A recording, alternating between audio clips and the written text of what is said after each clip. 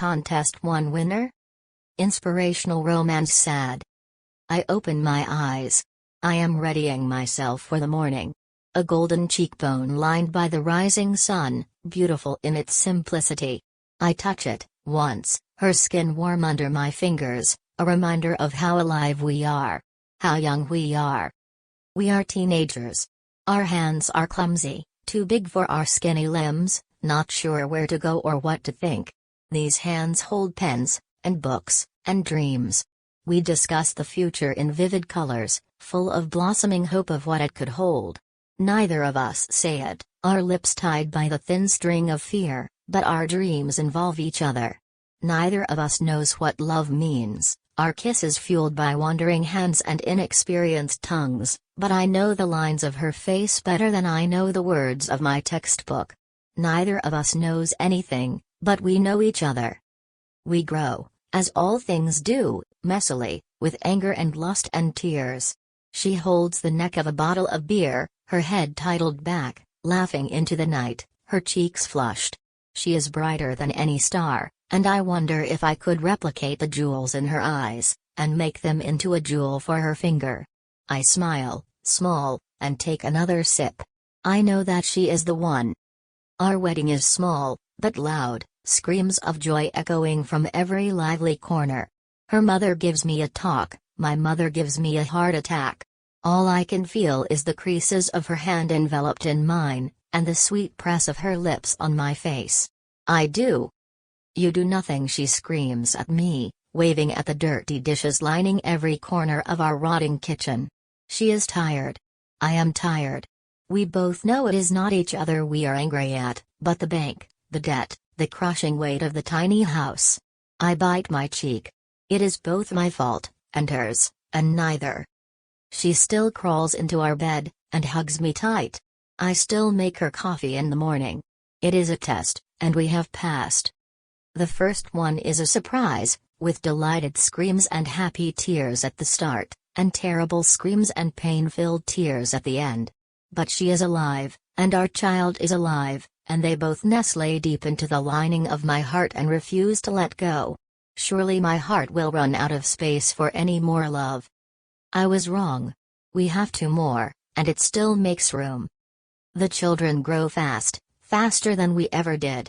They are sickly sweet when young, chubby cheeks and grotty hands, always reaching for something more. A little older, and they're cheeky, and quiet, and confused. A little older, and they're angsty, quiet, and polite. A little older still and they're angsty, and quiet. Then comes the dreaded stage. Angsty, and angsty. Teenagers. A little older, and it's going, angsty, and angsty. Then gone, going and angsty.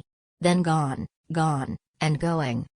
It's not long before the last kisses us both on the forehead and thanks us for the privilege of receiving our love. I hold her hands. Love is not a privilege, I say, it is a necessity. She smiles, and thanks us anyway. She was always far too polite. We move into a smaller house. Cozy, not cramped. It brings back memories of our first place. Don't talk about that, she says, that place was awful. She smiles more now, and fills her days reading books and making bread. I kiss her neck as she makes cookies, and she playfully pushes me away. She thinks I only want chocolate, but her love is the sweetest thing in our kitchen. She takes up knitting, and I joke that she's getting old. She pretends to disagree, but we both know I'm right. My knees scream every time I bend to remove a weed from our growing garden. She gets sick. She survives. I get sick. I survive. She has glasses now, small and oval-shaped, perched on the top of her nose. The kids in the neighborhood call us Gran and Pops. Apparently, according to our son, we have a reputation. I disagree, of course. The only reason she makes cookies for the school children is so they don't drive their chunky bikes through my nice flowers. So what if I help them fix their punctured tires? So what if she makes them fresh lemonade? So what if we told them just ask him? Cuộc trò chuyện với cây. Trước hết tôi không muốn ở đó. Không ai muốn hỏi tôi một câu như thế. Nó ổn mà, khi còn là đứa trẻ giữa tôi đã quen với việc bị đẩy sang một bên. Tôi đã quen với dòng chảy của những người khác trong gia đình hoang dã của chúng tôi. Gia đình nào vậy? Tôi sẽ giải thích, tôi có một người chị quá thông minh cho chính mình và một cái miệng đủ to để nói với mọi người về điều đó. Tôi bị kẹp giữa cô ấy và một đứa em trai không thể phạm sai lầm trước mặt bố mẹ mắt của chúng ta.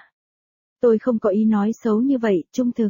Bố rất tuyệt, ông dạy tôi cách cưỡi xe đạp và làm việc với tôi những bài toán khó khăn sau giờ học theo cách duy nhất một kỹ sư có thể. Có phương pháp và cái này ngay sau khi khác, tôi sẽ cho anh ta một B chắc chắn trong báo cáo tiến bộ của bố nó. Tôi sẽ cho nó điểm A nếu nó không bị đẩy mạnh khi nó đến với mẹ. Tuy nhiên, mẹ, tôi không thể giải thích tại sao cô ấy luôn giận dữ với tôi. Nó có thể liên quan đến điểm số của tôi. Họ không chạm vào trần nhà như các chị em của tôi. Sau đó, đó là các môn thể thao. Tôi chỉ không quan tâm đến họ. Chắc là mẹ không ấn tượng với kỹ năng làm ấm băng ghế dự bị của tôi. Cô ấy muốn tôi trở thành vận động viên, em trai tôi đã trở thành một vận động viên. Nhưng Denver muốn gì? Không ai hỏi tôi cả. Vì vậy, khi tất cả mọi người lên xe cho một kỳ nghỉ mát trượt tuyết và em gái tôi không thể ngừng nói về những chàng trai dễ thương mà cô ấy sẽ gặp và em trai tôi sẽ không từ bỏ sự phấn khích của trượt tuyết thực tế, tôi đã sẵn sàng ném mình ra ngoài cửa sổ. Tôi ghét cái lạnh, tôi ghét ý tưởng trượt tuyết và không có vấn đề gì bố cố gắng thuyết phục tôi vào nó hay mẹ cảnh báo bao nhiêu về thái độ đó. Tôi không định chết một nụ cười giả lên mặt tôi vì lợi ích của mọi người. Làm ơn đi, mọi người nghĩ tôi là cô gái gì vậy? Nếu tôi đau khổ tôi đã mang tất cả mọi người xuống với tôi. Vậy chúng tôi đã ở đó, trong một khu nghỉ mát với 2 phòng liền kề lớn, một cho tôi và các lệnh cấm của sự tồn tại của tôi và một cho ma và pa. Tôi sẽ lấy một cái tủ nếu nó có nghĩa là có một phòng riêng cho bản thân mình. Một lần nữa, không ai hỏi tôi. Tất cả chúng tôi đang ở giữa đóng gói trên quần áo mùa đông của chúng tôi. Vì chúng tôi không phải là động vật có lông thú và không thuộc về những nơi lạnh giá với khả năng giết chúng ta. Cha thật sự đã thổi phồng về những bài học trượt tuyết mà ông ấy đã đăng ký cho chúng tôi. Tôi có thể nói hắn là người duy nhất nhưng đó sẽ là một lời nói dối. Cha Charles, vâng, mẹ tôi thực sự đặt tên em gái tôi như thế. Anh không thể là một người đáng thương mà không có một cái tên đáng thương. Cô ấy đã được che đậy trên tất cả các mặt trận. Dù sao thì cô ấy đã nói với ông bố từng lời. Chủ yếu là vì ông đang thảo luận về người hướng dẫn trượt tuyết trẻ và dễ thương tên là Evan. Đau buồn tốt lắm, Aaron, em trai tôi, đang ở giữa lúc bị mẹ chúng tôi quấy rầy. Cô kéo một chiếc mũ lông ấm lên đầu anh và muốn chắc chắn rằng anh ấy ấm áp nhiều. Tôi cuộn mắt và nhìn chằm ra khỏi cửa sổ vào một thế giới trắng. Đó sẽ là một cảnh tượng kỳ diệu, anh biết đấy. Nếu anh thích chuyện đó, tôi đã suy nghĩ về tất cả những cách mà tôi chắc chắn sẽ chết nếu tôi đi vào thế giới da trắng. Nó khiến tôi quấn khăn quàng cổ hơn một chút, tôi tự hỏi bố mẹ sẽ buồn bao lâu nếu tôi chết. Họ sẽ thay thế tôi bằng một đứa trẻ khác và có thể thích nó nữa.